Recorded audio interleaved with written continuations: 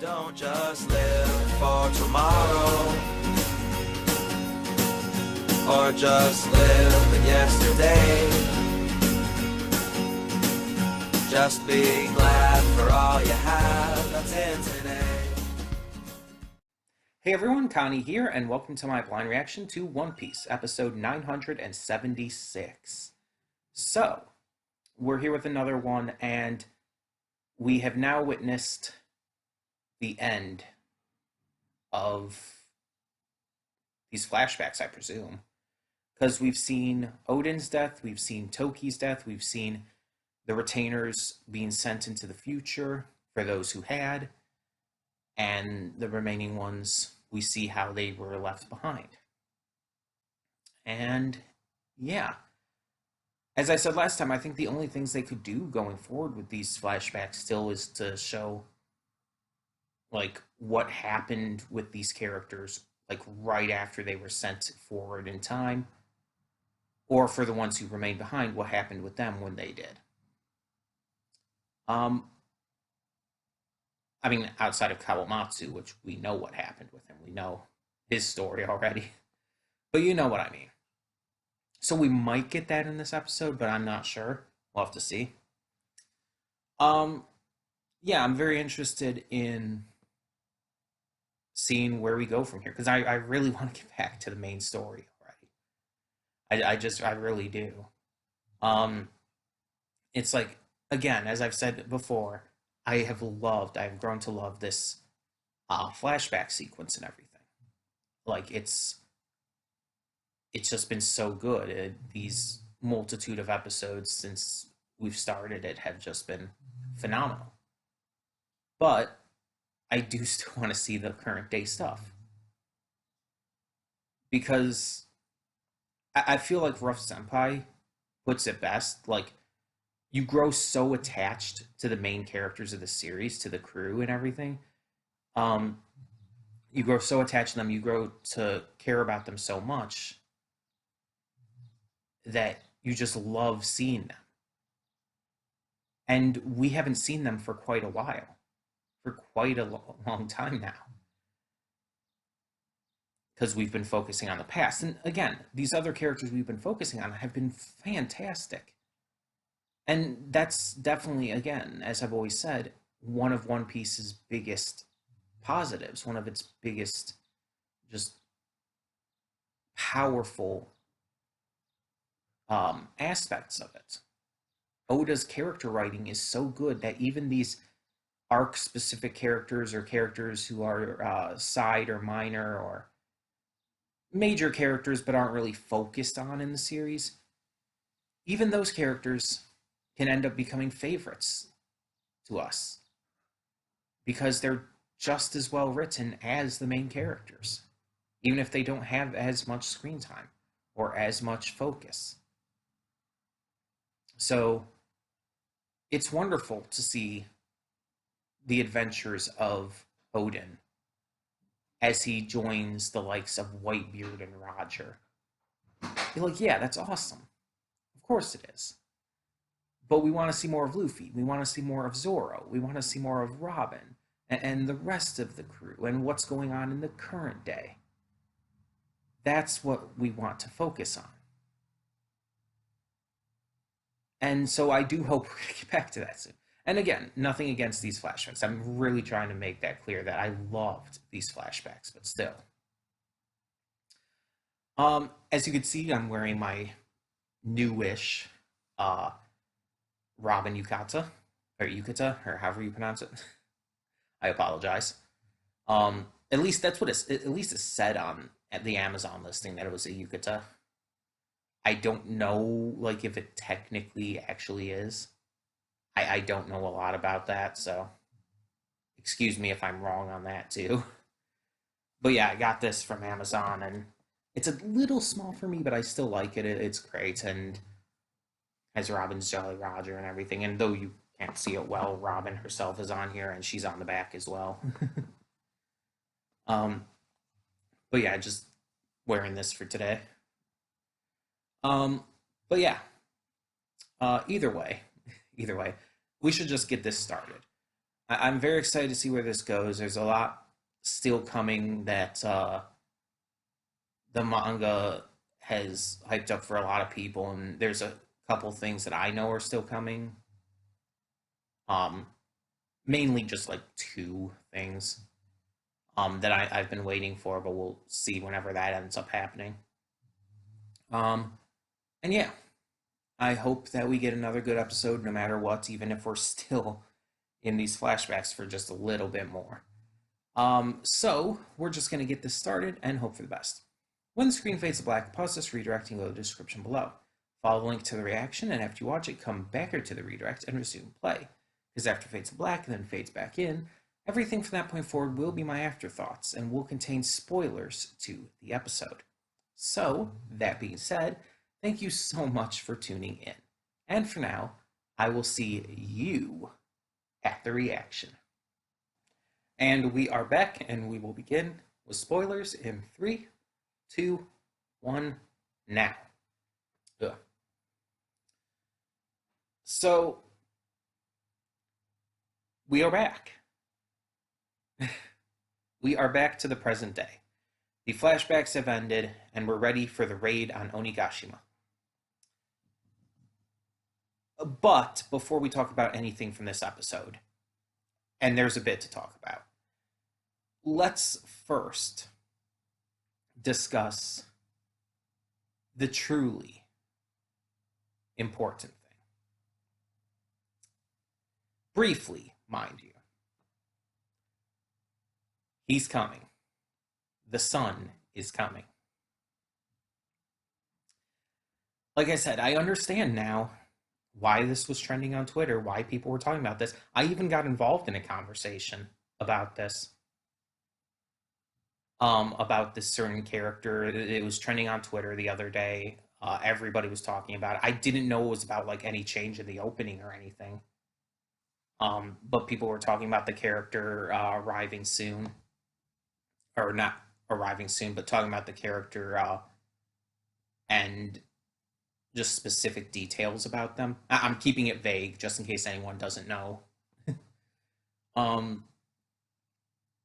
But yeah, talking about specific details, and I guess debates were stirred up and everything. And Mother's Basement, Jeff Thew, did a post on it, and I started talking about it and everything, because this is something I was spoiled on already. I don't know all the details or anything. I just know the character exists and know the specific detail that was being discussed. I don't know like too much more information about the character. I only know a couple small things, which again I was already spoiled on before. But the character is coming. He's coming. I can say it. He's coming. And I'm very excited. And I'm sure a lot of you who know who I'm talking about, whether from seeing the stuff on Twitter or from reading the manga or whatnot, I'm sure you guys know exactly who I'm talking about. Do not post about it in the comments, though. Do not leave those spoilers in the comments, just in case anyone doesn't know. Just want to be safe for that and everything. Obviously, when it happens, I'll talk about it more, but when the character actually arrives. But yeah. For now, let's just say I'm excited. I am extremely excited for this character to arrive. I really want to see what they're like. In terms of personality and character and just all of that. And yeah, we'll see. We'll see. I don't know exactly when he's going to arrive, though. It's just we know it's going to be sometime in the near future, just because of the opening now, including him. And apparently he was shown briefly in the background in an episode previously. And I looked back and it's like, oh yeah, right there. Well, you know. But it's like, okay. Can't wait for the actual debut, let's put it that way. Okay, let's get to the other stuff of this episode. So, this episode was just wrapping everything up, recapping us on what happened to the retainers after they were transported to the future, but also showing us a little bit of other information regarding just the aftermath of Odin and Toki's deaths. And let's be honest, there's one big thing to discuss here. We have finally learned where Denjiro is in the current day. And it's so brilliant. As I said in the reaction, this is one of the big reasons why I love this series, why it's my favorite series of all time. Because of this kind of character and world building. Because it's like we've seen Kyoshiro for a lot of this arc. And we saw when he clearly helped Komurasaki, aka Hiyori, fake her death. We knew there was something up. I even guessed that he might have been a spy. That he might have been a good guy working within the ranks of the bad guys. But I never assumed he was Denjiro. And I think it's the hair color that did it for me. Because a lot of times the hair color will, kind of, in this series at least, will kind of influence a lot of my thoughts on that. Like when I immediately knew that Komurasaki was Hiyori when we saw Hiyori's hair in the flashback and everything. It's like, it's the exact same color, exact same shade. It's like, oh, okay. That can't be a coincidence. Because it's not like it's like black hair or blonde hair or anything. No, it's a very specific shade of like teal blue going on there. It's like there's no way that would be a coincidence. And so Denjiro always had this darker hair. So I never even considered Kyoshiro was him. And then we see how that happens here. Like the entire idea of hair turning gray or white or whatever due to stress is a real thing, though a lot of anime and whatnot tends to exaggerate it for obvious effect. We see this in Hunter x Hunter as well with Nove. But we're seeing it here with Denjiro. His anger and stress from Odin and Toki's deaths, from all of what happened, caused his hair to lighten drastically. And I guess his hair did always kind of have like a bluish tint to it. It was just really dark, so it was harder to tell. But since it lightened, it became more of a light blue. His wrath and everything also changed his appearance in a lot of ways, it looked like. He just kind of, it twisted his face in a way. And obviously One Piece Oda taking a more literal direction, while in reality, the idea of anger twisting someone's face is more of a, not really metaphorical, but more of a, in terms of how they express emotion and stuff, how they, their facial expressions and whatnot, rather than literally twisting the face to look slightly different. I mean, it showed multiple times where it was like flashing and like showing like his original appearance over, like overlaid over his current one, and it's like you could still see it's the same guy. You could tell, but you could also tell that there were definite changes. Besides just the hair.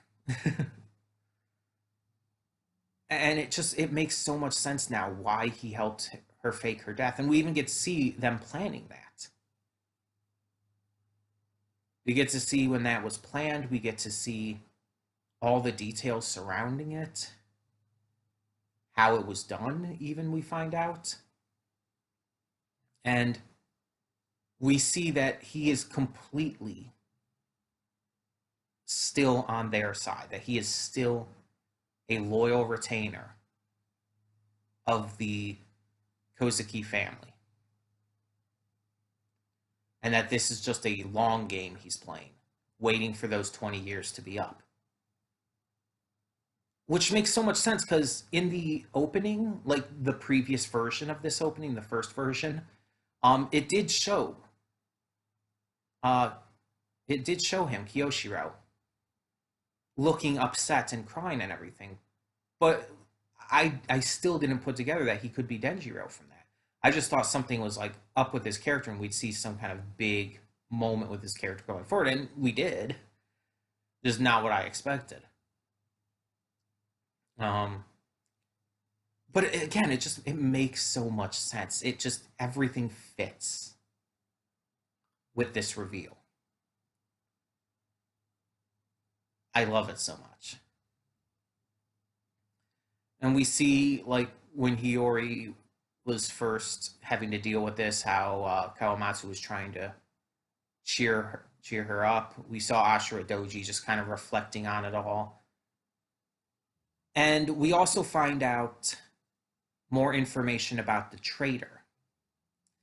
We find out that the traitor was a young kid who was part of a theater troupe. His parents were murdered just because they were part of the Kurazumi clan when all of that was going down. And somehow he escaped being killed as well. Orochi came to him after the fact and lured him in to become a false retainer, but to act completely real and natural and to be seamlessly integrated in to the group. Which is why I've gone back and forth on who the traitor could be so much, because it's like it was literally meant to be that way. The traitor was meant to blend in so well that you're not supposed to be able to tell right away who it is. But there were a couple things here that kind of leaned my instinct here. The face, like going back and looking at it, let me see if I can find that right here. We saw like the shadowed face of this character briefly.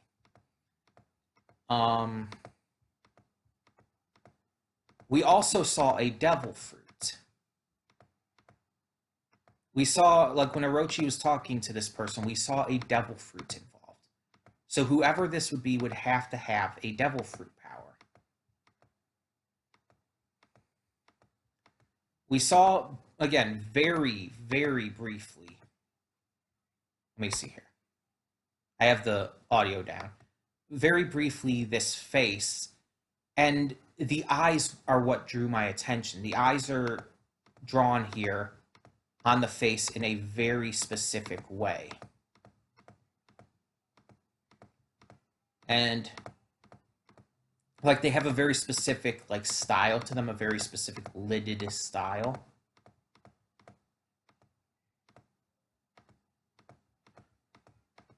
I'm trying to find, you probably hear me clicking through it. But I just saw him too. There he is. And it kind of reminds me of Kanjuro's eyes. And we know Kanjuro has a devil fruit. That was a big hint, the devil fruit being there. Because again, my other guess was Raizo, and I don't think Raizo has a devil fruit. But then there was also the big clue. If I can find it here. Orochi was talking to Kaido about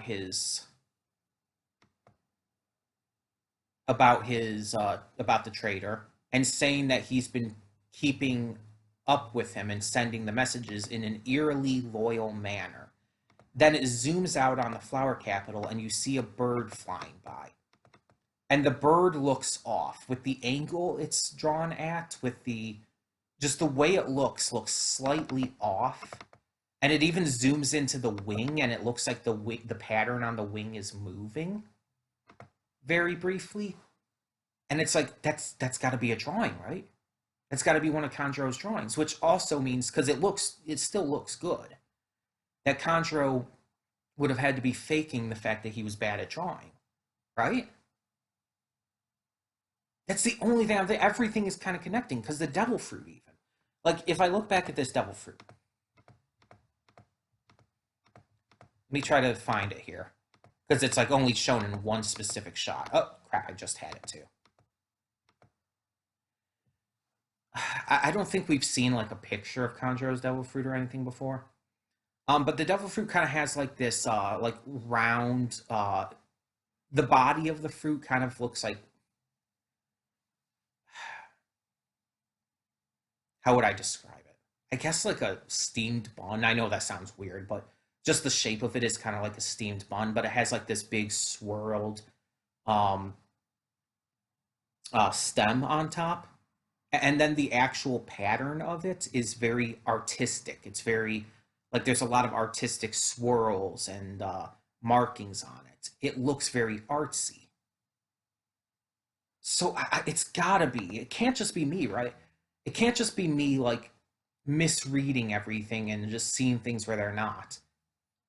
But considering that he was one of the two I had kind of narrowed it down to, that really emboldens my theory as well. Again, do not tell me in the comments if I'm right or wrong. Do not say anything if you know.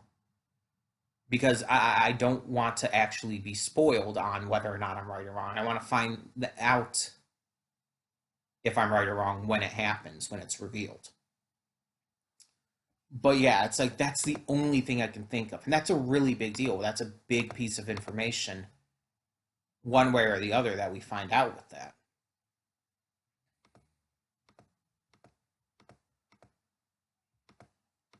Um, just just being given information on who the traitor is at all. And let me look back at the opening here, because I want to try to see like all the different changes that we've got here.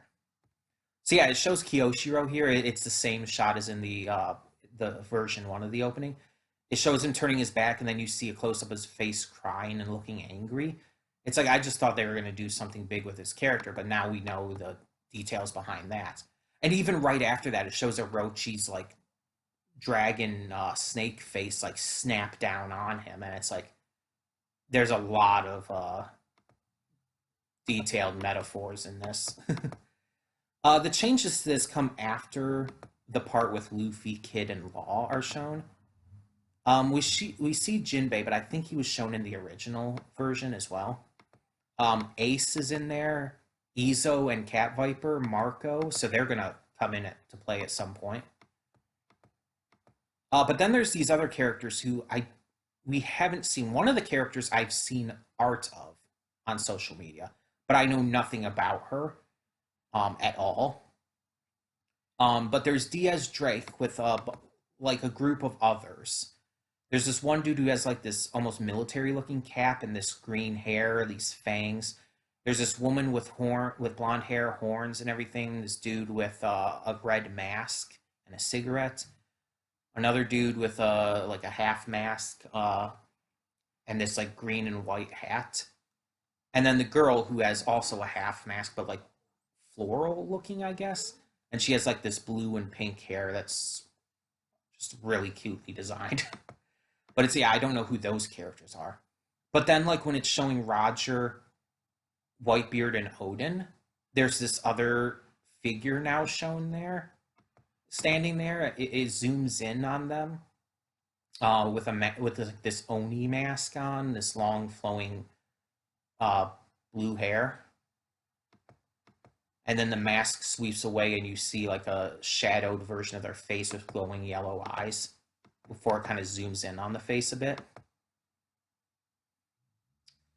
Then it goes back, it looks like it goes back to stuff that's either the same or very similar to how it was in the original, before cutting to the part where it just shows the previews for the episode. And I think everything else is the same in the opening. Showing them all fighting in the samurai gear and everything. Luffy using the Ryo Haki. Yeah, everything else appears to be the same. But there are some notable changes in that. There are some differences to that opening. So that's interesting. Instead of getting a full new opening, we're just getting a version 2 of the same one. Which, I mean, I don't necessarily mind. I love this opening. So, and I feel like there's definitely some stuff in this opening that hasn't been super relevant yet. Because it definitely seems like it's showing this a lot of battle stuff with our main characters and in the samurai armor and everything, which, as we know, is definitely hinting towards the battle of Onigashima that's coming. So that's very clear. So I don't think we're going to get a new opening anytime right soon. We'll probably get one this year, but it probably won't be until the fall, if I had to guess. Which kind of sucks. It's like I was hoping for a new opening soon, but this one is still too relevant at the moment. I don't know if we'll get a new one for Act 3, though. We might end up having to wait till Act 4 for a new one. I don't know. I don't know how long Act 3 is going to last. We'll have to see. We will have to see. Because I think Act 3 is still going on in the manga, even. I don't know. But yeah, there is a lot of big stuff with this episode. With the information given on the trader, with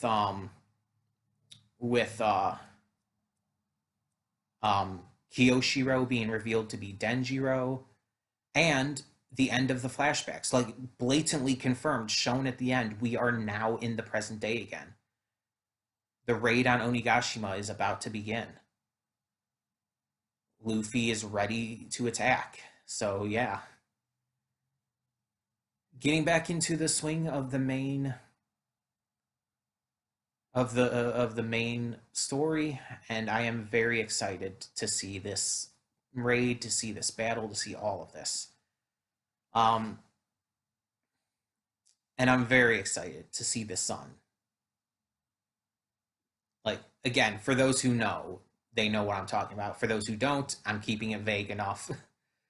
But I'm very excited to see the sun. Let's just say it's one of the characters I've been most excited to see in this series. And again, when that actually comes into play, when that actually happens, I will talk about it plenty. But in the meantime, tell me in the comments below what you thought of this episode. And as I said before, no spoilers. Do not tell me if I was right or wrong in any of my predictions or guesses. Do not spoil anything for the future if you're a manga reader. Even if you think it's what I might know, just for the sake of anyone in the comments who might not know at all, who might still be completely blind, no spoilers. But in the meantime, thank you all so much for tuning in, and for now, I'm Connie and I'm signing off. See you all next time.